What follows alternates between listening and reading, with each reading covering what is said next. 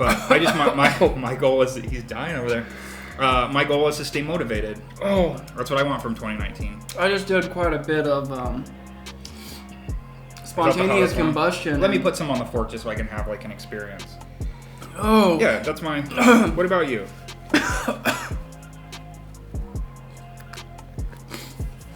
Oh my god, you're going through it. Oh.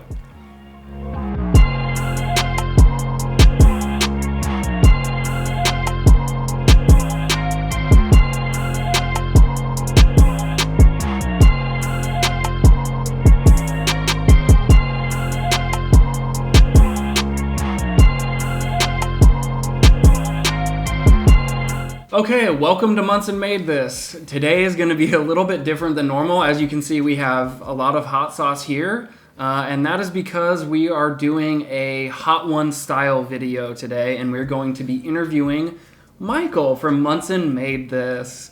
So I believe you purchased these from Target. I did.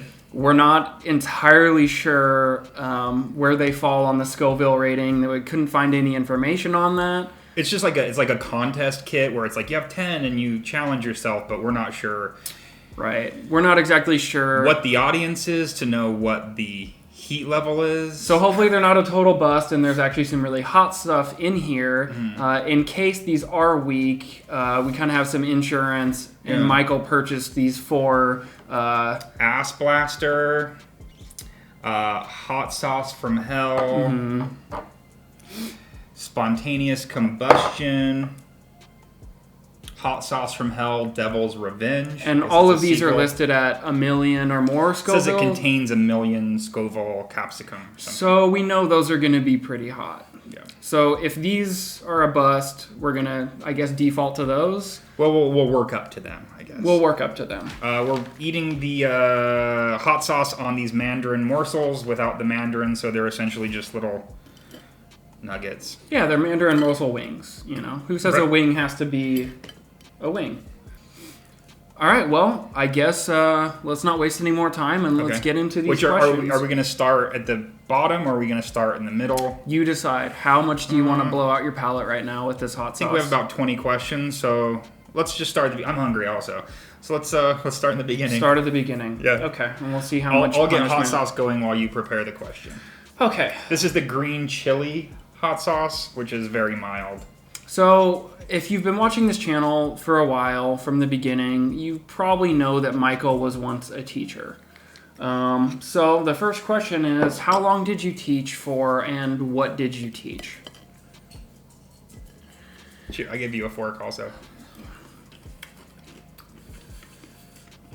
There's some heat. I like that one. Yeah, it's actually good. I taught for, on paper, I think it's 13 years. I was at a alternative school, like a credit retrieval kind of school, for the first 3 or 4 years.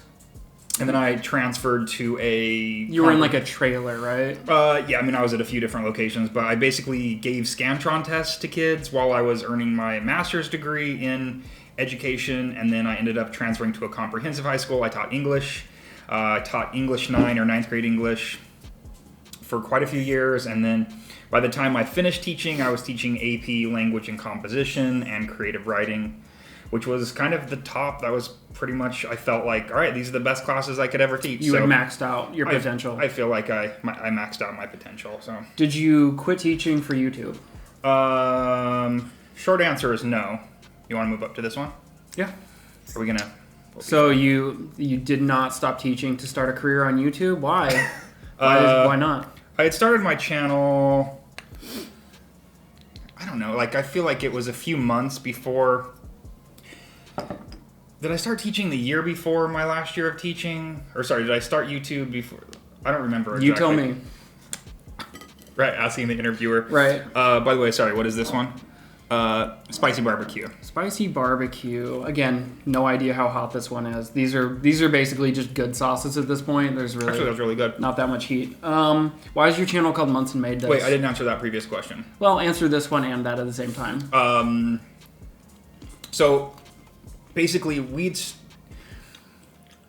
I had a friend named Jennifer who I was meeting for coffee, and she suggested, I was sort of having kind of like this existential crisis or something like that. Like, what am I going to do with my life? I'm teaching. I don't love it. I want to get out of it, but what am I going to do? Also, I'm kind of just a creative person in general, and I was just making things in life, being kind of creative. I make Christmas cards, or I don't know. I also love to cook. So one time we were having coffee, and she suggested, hey, you should just like create an Instagram account or create a website called Munson Makes Things or something along those lines. And you should just start this account and you can just share the things that you're making with people.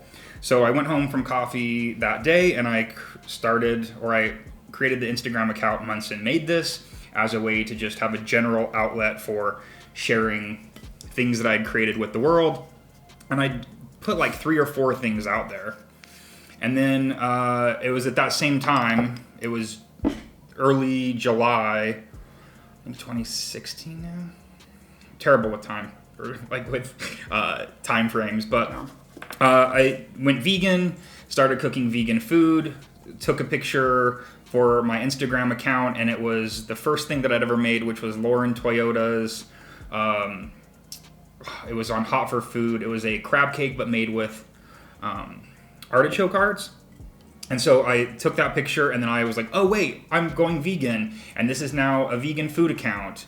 And then I think it was a year or so later that you had been suggesting, like, why don't we do YouTube videos? Why don't you take the food that you're putting on your Instagram and create a YouTube channel? I'll film it and there. And so the Instagram, which started out as a general catch-all for the things that I made, became Instagram, turned to YouTube, and now here we are with the same name.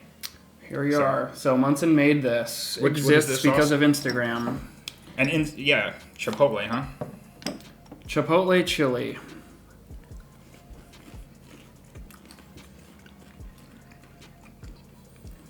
It's not hot.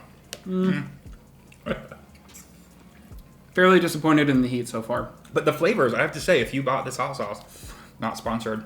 We're definitely going to have to break out the other 4. Yeah. Okay. We'll go above 10. So your channel revolves around vegan cooking. How long have you been vegan, which you kind of touched on already, and what caused you to go vegan in the first place? So it was the 4th of July, I want to say 2016, so it's been close to 4 years at this point. It will be 4 years, July 4th.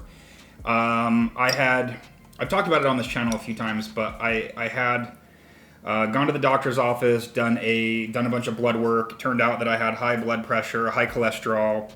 I tried things like a low carb diet, and that didn't work. And I just was kind of struggling. And one day I just woke up and decided I'm going to go vegan and see if that'll help me with all of my problems. And you'd been vegan in the past? When I was in college, I went vegan and I went vegetarian, and I was sort of on and off for a while. I would say between like college and 2016, I probably went vegan off and on maybe like 3 or 4 times, but just in terms of like life got in the way, I guess, and it just never kind of wasn't convenient. It didn't really like had not clicked for you completely. Yeah. Is that the question? I mean, how long have you been vegan? Why did you go vegan? Initially it was for my health, and it did help those things that I had problems with. I haven't had my stuff checked in a while. I haven't had blood work or anything done in a couple of years, which is probably not a good thing. I usually get a physical in August. I didn't get one this last year, but feeling good. Things seem great. When I did get checked like the next year, all of those numbers had improved. Since then, I've had high blood pressure. I do drink a lot of coffee, and who knows what it's attributed to, but otherwise I think I'm healthy. I think it did the trick, but I don't know. I struggle to credit veganism with improving my quality of life, because I think it just became something else in my life entirely. I don't know. I struggle to credit a diet with 100% everything, because it's not a diet. It's become a lifestyle. Is that just because you don't want to get called out by preaching a certain rhetoric and then finding out later on that it didn't work because you don't want to get trapped in something, essentially?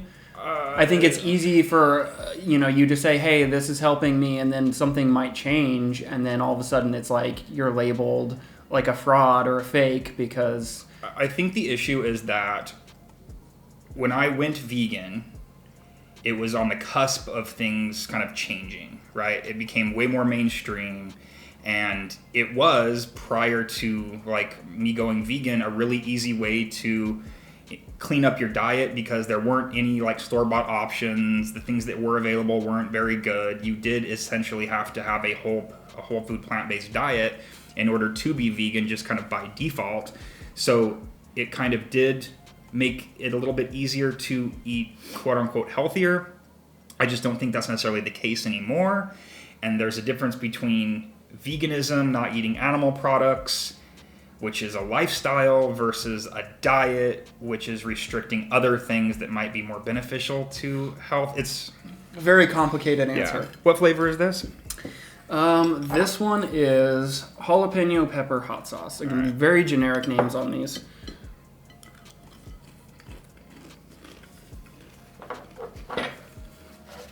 I have to say they've all been kind of the same heat. Yeah, nothing's been stronger or less strong. But good. That was not my favorite. But. What would you say inspired you to start cooking in the first place, or what was the spark that got you interested in cooking and got you in the kitchen experimenting? Just in general in life? Yeah, how did you find out that you enjoyed cooking? How did you find out you were good at it? This, by the way, is intense garlic hot sauce. My cooking story, I don't know, this always comes up with, Ben and I watch shows like Top Chef and things like that, and I'm always struggling with the fact that I don't have this like culinary history. If I were to go on Next Food Network Star, if I were to go on Top Chef, and it's like, you need to draw what is your story? Yeah, inspiration from your childhood and your story. Like, I don't have this, like... Also, what type of food did you grow up cooking and eating? Right. Like, it has to be this specific thing is what it always seems like on TV. Yeah. You need to be a Southern cook, or you need to, specialize in Asian cuisine, and it's not like that for you, right? For me, I grew up with and that was a little more acidic than heat. I grew up with parents that cooked just kind of a standard American diet, nothing to stand out. My mom is Italian. She would make pasta sauce. It was something that I remember like being around the house, but it wasn't something that was like, I didn't grow up in this traditional Italian household. Where we lived, we were sort of disconnected from family, extended family. Hi, Odie. So I just don't have this intense culinary history, I guess. Right. So I started cooking basically top ramen and taking recipes that my mom would make and try to like improve them for myself. I just remember particularly this like chicken and minute rice and cream of mushroom soup dish that she made for parties, and I started making it for myself because I didn't want the chicken and the broccoli. I just wanted the rice and the cream of mushroom soup, but also had cheese and stuff in it. So I started making that, and then I don't know, I always use the word experiment, and my mom would get upset because she would come home from work and my experiments would have destroyed the entire kitchen. But I just started playing in the kitchen and started, I don't know, I think the thing that made me a cook or made me want to cook was my love of food and wanting to eat. So being hungry and knowing the flavors that I was craving and trying to figure out how I could get those for myself. Like, parents worked, I was hungry, there was food in the house.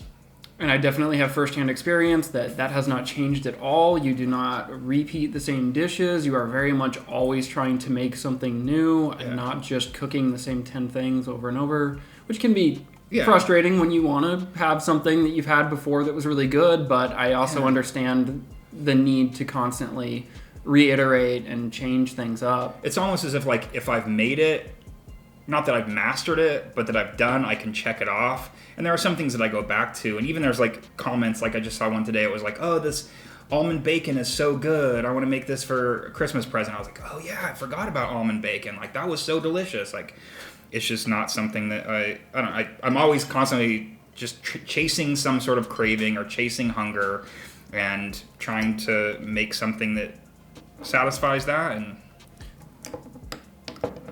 yeah, so I guess the answer is hunger. What made me want to cook is hunger. So this is hot sriracha hot sauce. All right. That's almost less hot than.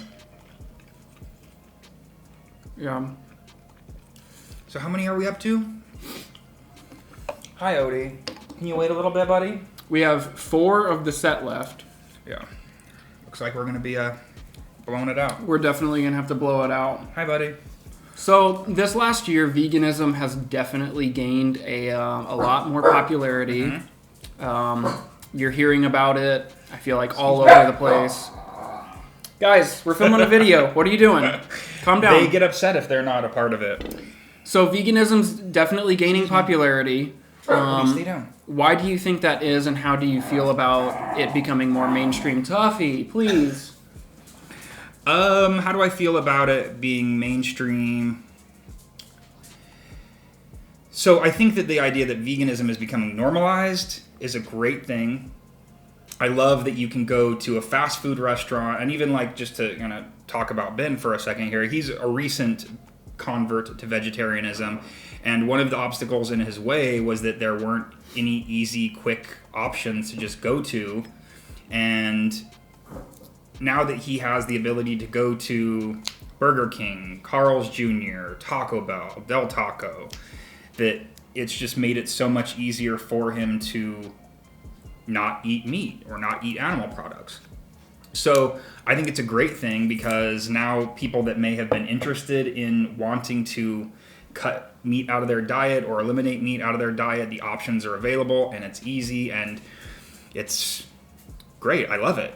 Yeah, I don't miss meat. It was always just a convenience thing. It's not that I crave meat or anything like that, so. But there's a caveat to it. This is cayenne pepper. All right. I'm getting more acidic than hot. The caveat is, excuse me, I do think with it comes a lot of kind of misrepresentation and misinformation. And when something becomes part of the zeitgeist, it can be blown out of proportion by the media.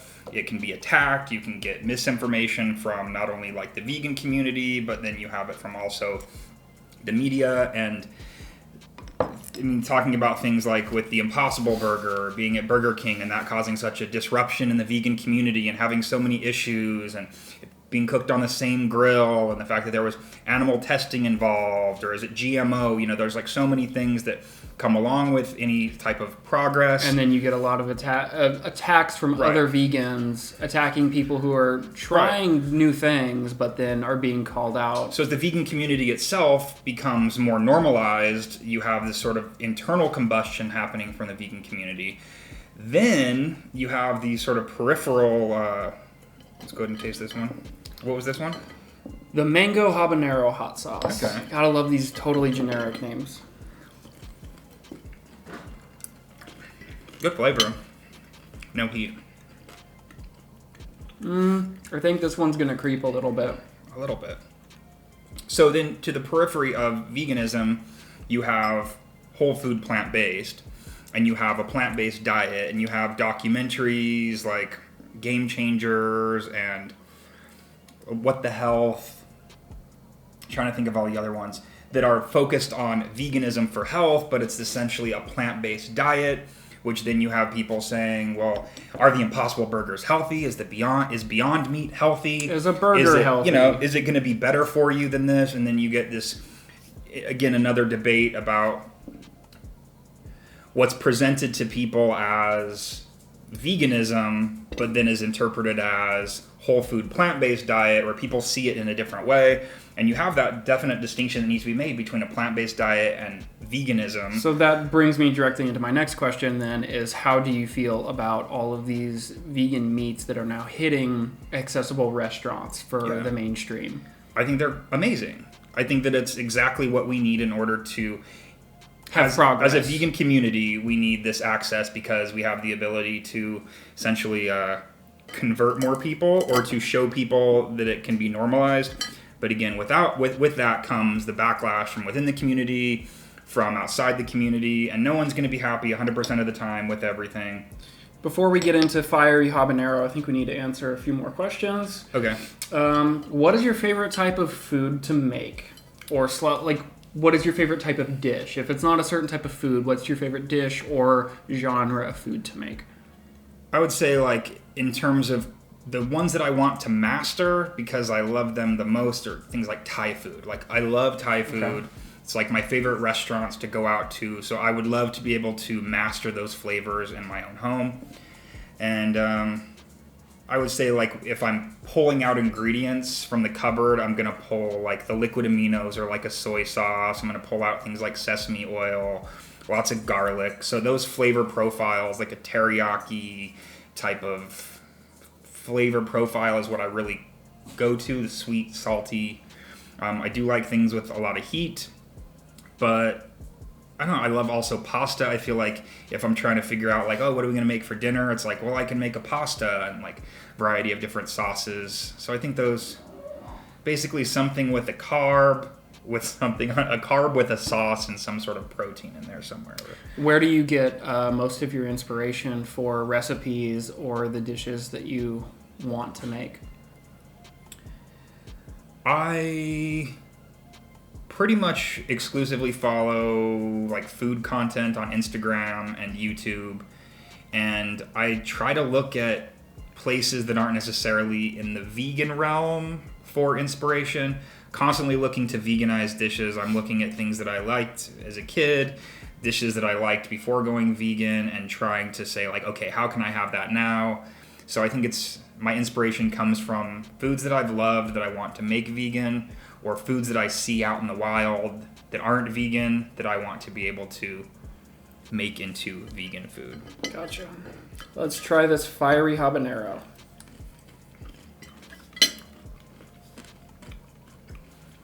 Okay, a little bit of heat. Maybe we just need to be adding a lot more. I mean, putting a very generous portion on all of them. Yeah. Good. It was delicious, but...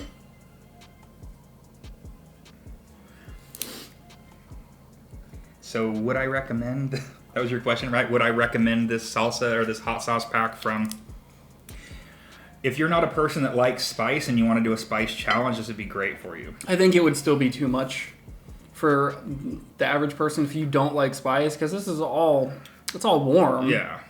If you didn't like spice, it'd be too hot. If you like spice, it's not. Does this compete with the sauces they have on Hot Ones? Probably not. But we've got our hell ass fire, whatever it is. So is there anyone online or in the culinary world that you would like to collaborate with or work with in some way, train under? In terms of, so, like, current obsessions, right now, like, my current obsession is Alison Roman. I'm just really into her style of cooking, her whole aesthetic, the whole ethos. She's got a couple of cookbooks, not vegan at all, but just the ease with which she cooks. And kind of this feeling of just, like, throwing things together. One of her books is called Nothing Fancy. And I'm really inspired by that right now, of being able to just, like, look in the cupboard, take out some things that you have that you always keep stocked, quickly throw it together, and you've got dinner, and it feels fancy even though it's really not. And I don't know, like, high-quality canned things and fresh produce. Canned food, high-quality canned food. So this one is actually creeping a little bit. The fiery habanero, it hasn't gone away. It definitely lingered. So right now you're pursuing your passion for cooking. Mm-hmm. If you weren't doing that, what is your dream job? What does your ideal day look like? If you could do anything you want and get paid for it or make a living. So, by the way, you just took a bite of ghost pepper. I'll join you. Honestly, I can say without hesitation that the way that I'm living my life right now... That one. It got you? I could use a little more. The way that I'm living my life now, isn't it supposed to be the other way around, where the host? That one's hitting me. I feel like I went from 0 to 100 on that one. Oh. Maybe you had more than me. But the lifestyle that I'm living now is kind of like dream scenario. Like, I wake up, go to the gym, I cook, I come up with recipes, ideas, I get to write, I get to take pictures. Oh yeah, it's creeping. Yeah, creeped on me a little faster. Share things, get feedback, interact, sort of teaching. I kind of like that it's not like the way that I don't check in. I think these be really, really careful. I think that the way that, you know, you go to a job and you check in, you know, this is the same thing that you're going to be doing every day, even as a teacher, and there were different things that I was doing. It still was sort of the same kind of thing. I like that I don't necessarily know exactly how my day is going, but I get to be creative and I get to share my creativity, and I'd like it to be a little bit more lucrative.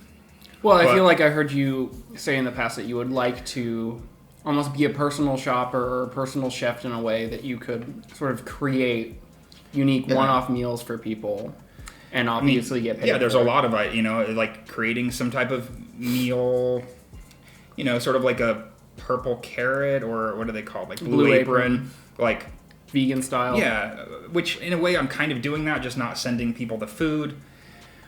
And I think like doing a personal shopping type thing, I don't know, the more I think about doing things for people directly, I also think that from YouTube I can kind of inspire from afar. I don't necessarily have to... You're not necessarily in their kitchen, but... Right. And I think like, you know, it's like a consultant position, or like an idea where, hey, let me just provide some ideas or inspiration because I think I've got some good ideas and you can do what you want with them, and I like that. If you're absolutely starving and you have no time, what do you make? Let's try this and I'll tell you. So this is Ass Blaster. This is Ass Blaster? All right. I think this is when it actually gets serious.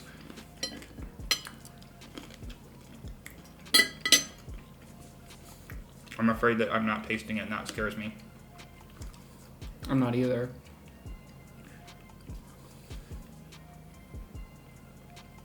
For the amount of warnings that are on these things, all right, maybe it'll show up. Depends. Like, I pretty much like to go into the fridge. Is it hitting you? I like to go into the fridge, find like things that I have leftovers. You're sweating. I don't know. Yeah, it's this one is like getting stuck in my throat for some reason. You got some almond milk there. I'm good. I'm trying to hold out. I like to be able to be inspired by what I have in the fridge. So I pretty much keep a fairly stocked pantry. I've done a few like kitchen tour videos, and I like to think that I have things pretty stocked so I can kind of do what I want whenever I want. I love a chip. I do love a chip. And chances are if I go to the grocery store and buy $100 worth of groceries, and one of those items that I purchase is a bag of chips, I will probably finish the bag of chips before anything else. Yes, that's true. Love chips. I am thinking of the a video for the new year where I'm going to share some of my what I cook when I don't want to cook types of recipes. I'm not ashamed that I love top ramen. I do enjoy being able to be like 4 minutes away from some soup. So the simple stuff, pretty much. Yeah. Quick and easy. Unless I have something prepared.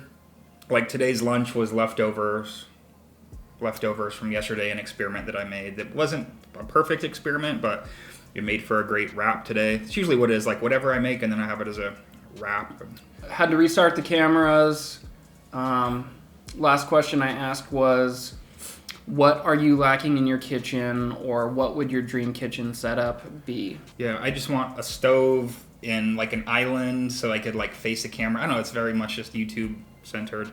I have pretty much any small appliance or kitchen utensil or pots or pans that I could ever want or ever use, and I have a closet full of dishes and things like that for plating and doing photos of. So other than just a little easier setup for filming, lights, like a lighting system, like a full studio lighting system. So I guess essentially like a rig and a studio that you can just walk in, flip a switch, and you're ready to shoot. I'd love to be able to like walk in the backyard and have like a studio, like my own like shed turned studio that I just walk in there and flip a switch and perfectly lit, and I could just press a button, and all of a sudden, like, all the cameras are ready to go, and I just cook and do my thing. And then I think I would actually appreciate that more than he even would. Just to be able to flip a switch and not have to worry about any of the lighting, Yeah.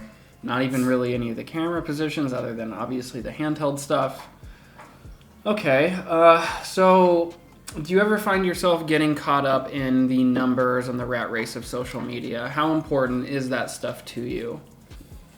Which I just took a bite of hot sauce from hell.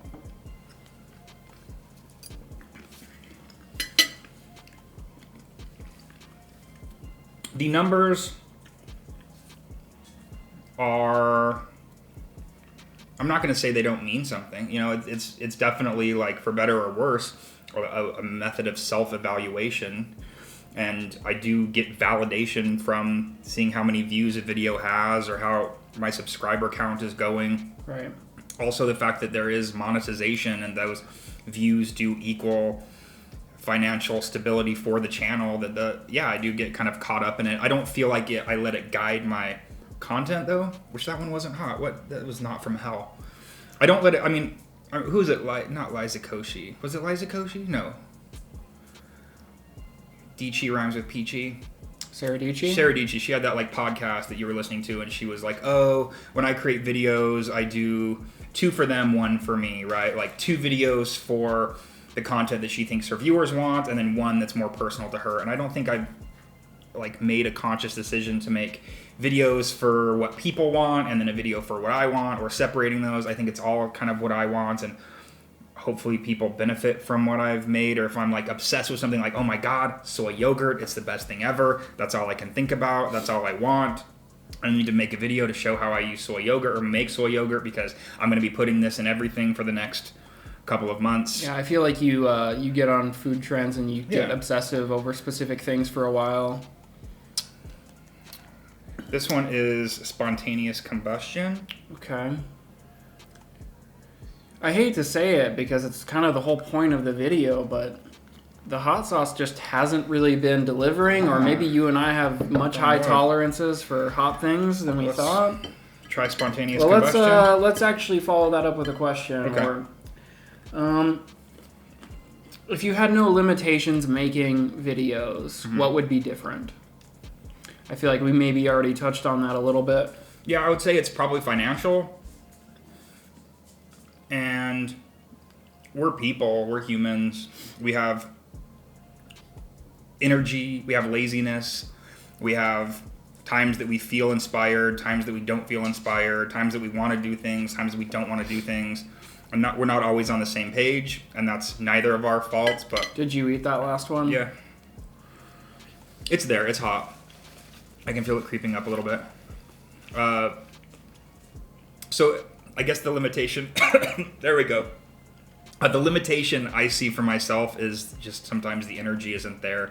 So I wish I didn't have that. I wish I had this constant, like, YouTube persona. Yeah, just like, okay, let's go. Let's do.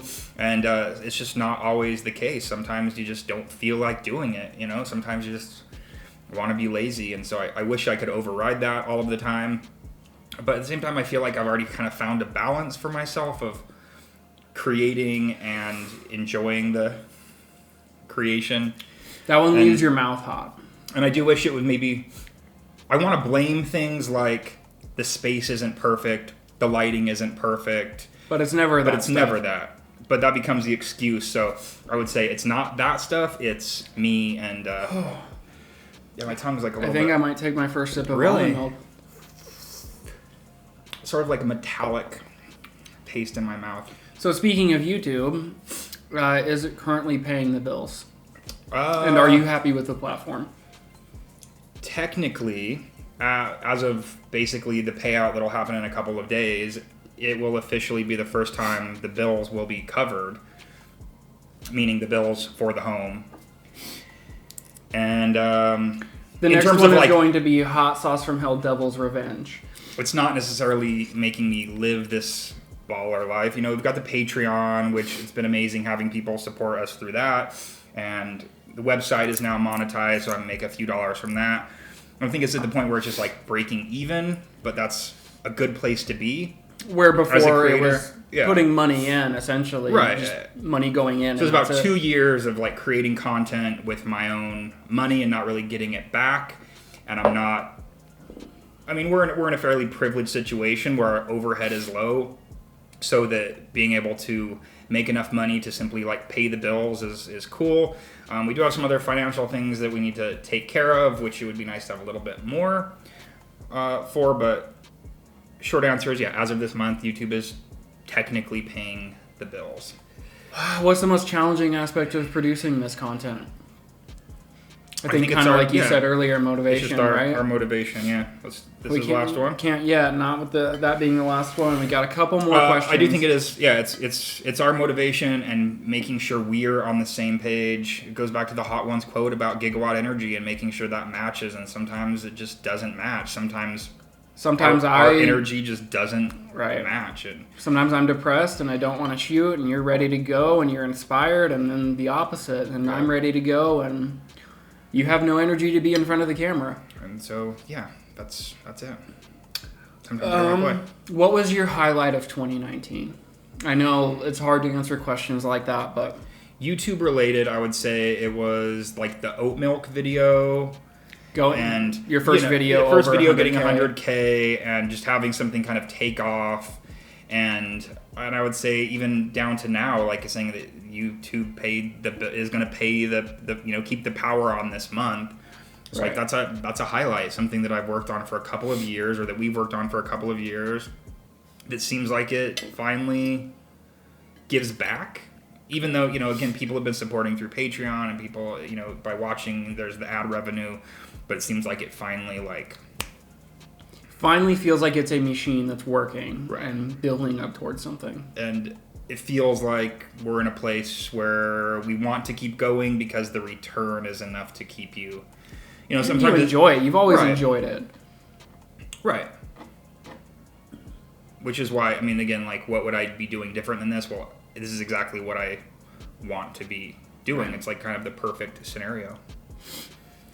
I get to shop, I get to eat, I get to cook, I get to photograph, I get to write, I get to, it's everything. It's all of my hobbies just checked off in one kind of And in case anyone out there wasn't aware, there is also a website that goes along with all of these videos that has very detailed explanations of how to do everything. And sometimes there's even sort of little stories of inspiration and why those recipes exist. So sometimes I like to write a little bit more. And if you haven't seen that stuff, it exists. Yep. It's a great resource. All right, well, let's hit this last one before I ask you the last question. Okay.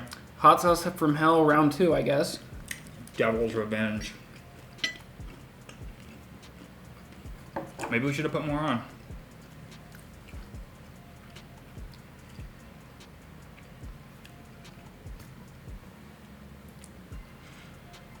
Huh. We might have to redo this whole video because this is called Meh Ones. Right. Slightly spicy. Yeah. Either that or we have high tolerances. I don't know. That's weird. Considering how you see people on Hot Ones just sweating and dying from it. I am sweating. Although the host, he is never really that bad, so. Yeah. All right, well, on that sort of... what was the sweet one, the mango one? I think I'll have that on my last. On that sort of a dud of an actual hot sauce challenge. It's been tasty. It has been. I've enjoyed all of the flavors. Yeah. What is your plan or goals for this next year? Is there a certain subscriber count that you want to hit? Mm-hmm. Is there a certain, I want to make 2 videos a week instead of 1 video a week? What are some goals you have? Every number that I hit in terms of subscribers, it feels like, oh, well, the next one's the one that's going to count. Or, the next one's going to be the one that, I don't know, you hit 10,000, you're like, oh, that's great, but what about 15,000? You hit 15,000, or what about 20? And there's always this, well, and I think always going to be more. I think that continues even if you were at 1 million, I think then the next thing you think is, 2 million. Right. So I don't have, a specific number goal. I like the rate of growth. And I think I don't know, my goal is to, I guess it's a goal for myself, right? My goal is to keep going, stay inspired, keep making content. I'm not going to put a number of do 2 videos a week because I'm just going to set myself up for failure. 1 video a week, what we're doing right now, I think it's perfect for us in terms of our time. 2 videos a week. Maybe we'll do 2. But I just my goal is that he's dying over there. My goal is to stay motivated. Oh, that's what I want from 2019. I just did quite a bit of spontaneous combustion. Let me put some on the fork just so I can have like an experience. Oh. Yeah, that's mine. What about you?